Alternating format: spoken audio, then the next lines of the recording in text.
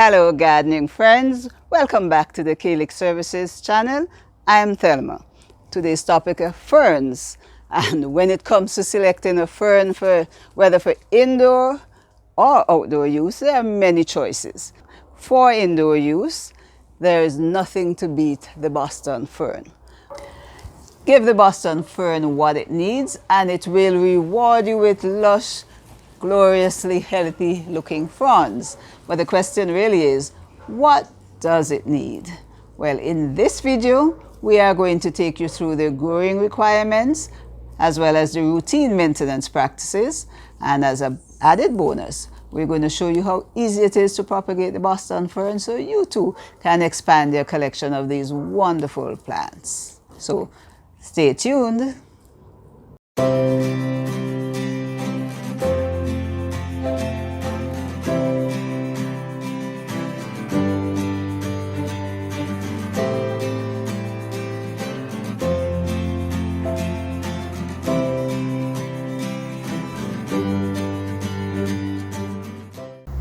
Thanks for staying. And for those of you who are visiting the Calyx Services channel for the first time, a special welcome, and we hope that you will stick around, like what you see, and subscribe. But let's get down to the business at hand. What are the growing requirements and how to maintain your Boston ferns? As I said in the introduction, the Boston fern is considered the most popular of the commercially available ferns for indoor use. But just as an interesting fact, it's called Boston fern, but it really did originate in the tropical areas of the Americas, the southern US, Latin America, Caribbean region, and it was given the name Boston fern because it came into commercial prominence in Boston, United States. But it is a tropical plant. That is the main point. It is not a temperate plant. It prefers temperatures between 60 to 85, 90 degrees Fahrenheit. It definitely would not overwinter in colder climates. There are many varieties of Boston ferns. You are likely to see them with relatively short fronds when they are young and being sold in the garden center. But under ideal conditions, the fronds can get quite long. I'm told up to 5 feet in some instances. Here in the garden we get them growing in excess of 3 feet.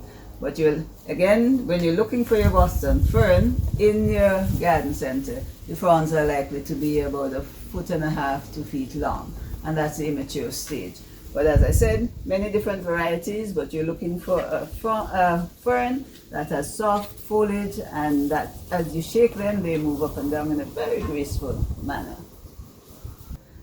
I now turn my attention to the growing requirements of Boston ferns, and I look at the lighting, the moisture, the humidity, as well as the growing medium. Boston ferns, like most ferns, evolved on the forest floor, so they adapted to indirect filtered light.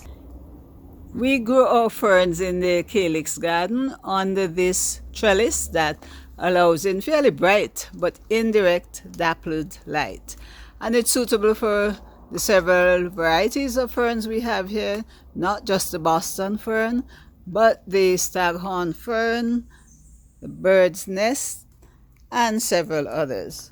Because they're adapted to filtered light, direct sun will burn their leaves. You may have to adapt the environment in terms of making sure there is a tree or placing them in an area that does not get direct light. And a favorite place for Boston ferns is hanging on your porch.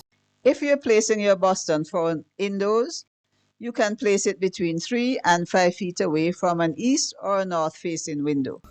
Now, in terms of moisture and humidity, ferns like the environment to be humid. After all, again, the forest floor, they're adapted to high humidity around the foliage and consistent moisture in the roots.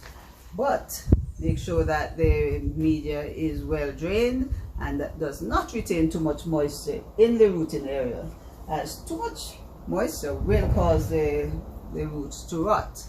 Inconsistent watering could sometimes result in wilting and also tip burn. If you see them wilting, turning a little grayish color, then chances are the potting mix is too dry. If your medium feels dry down to 2 or 3 inches, it's time to water. Water slowly and thoroughly. If most of the water runs out quickly through the drainage holes, chances are you've missed most of the roots, especially if it's an older plant that is likely to be root bound.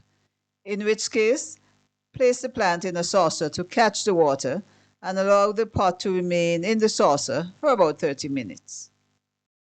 In terms of growing media, Boston fern thrives in a well-drained growing media that is high in organic matter and slightly on the acidic side, that is a pH between 5.5 and 6.5.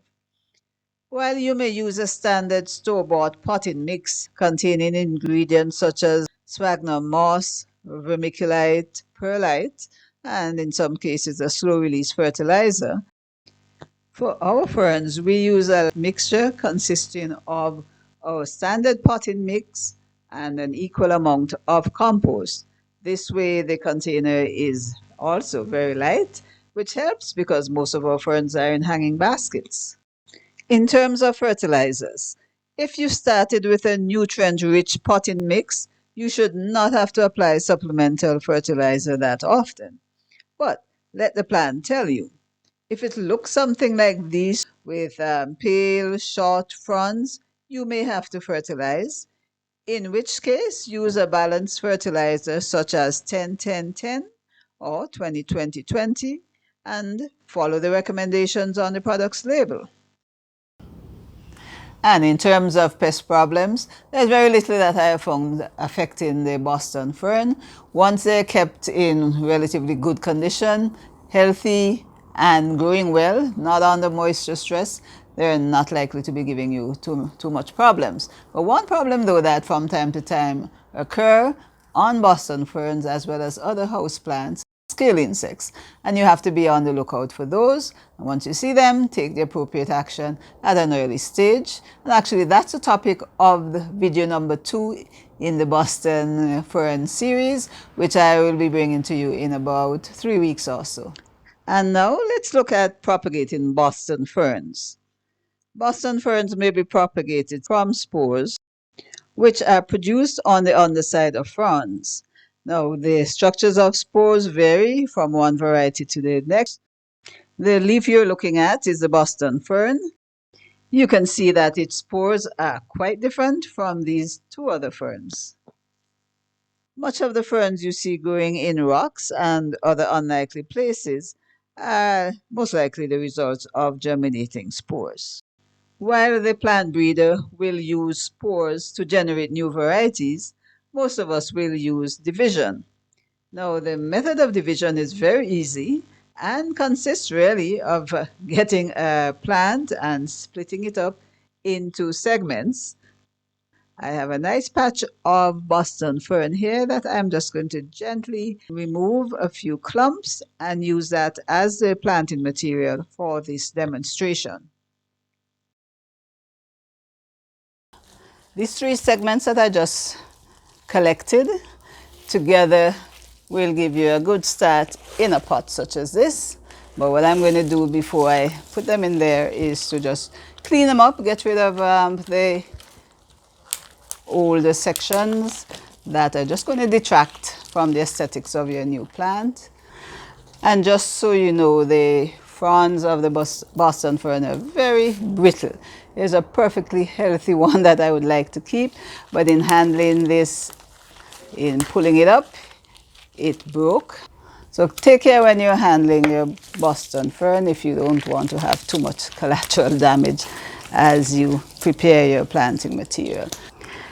And here are the 3 divisions that I prepared. The potting mix is a very well drained mixture of equal parts of our potting mix and compost. So as usual, we place about half of the mixture at the bottom, giving the roots place to grow downwards. And I'm just locating them at 3 different sides of the pot. And this mixture has been pre-moistened, mainly because rain fell last night and wet it. This is being done in the last week of September when the entire Caribbean area was under threat of Ian. And we had the outer bands affecting us as lately as this morning. So things are a little damper than usual, but ferns like humidity. Of course, immediately after potting, you settle the soil around it. And I'm just giving it a light drink. So here we are, freshly potted. I can guarantee you that in very short order, it will look something like this. Why do I say guarantee? Because this little one was done in the same manner just 2 months ago. And we have new fronds coming out. This is a nice young frond. And also lots of young ones coming up. And in terms of progression, so this is now 2 months ago, and this one was done 3 months ago in the same manner, just taking up your clumps, and this one is ready to hang. It's at this stage that if you were in the business, you would want to sell that. It's evenly populated, it can be hung and make a quite attractive statement on your porch. And here's another option for dividing or for propagating your Boston fern. You may not have a source of planting material readily available, but most of us have an overly mature a plant that has done its time, that is not looking as well as we would like it to do. And rather than throwing it out, it is a simple matter of removing it from the pot, and with a sharp knife, you just cut through the root ball and get a plant this size. You can get 4 segments and propagate and get 4 new plants. But I'm not going to do that in this first video.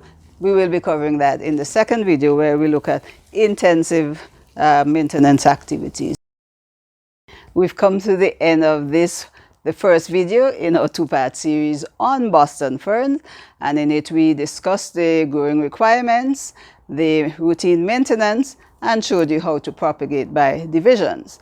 Now, the second follow-up would be a more detailed look at some problems that you may encounter with your Boston fern. I hope you liked this video. If you did, please give us a thumbs up, share it with your friends, and if you have not subscribed already, we would encourage you to do so, because that's the way we know that you are appreciating the information that we're sharing with you. Also, we look forward to your comments, because there are lots of other topics we'd like to cover, but we like to get a feedback so we know that what we're covering is something that you would like to see.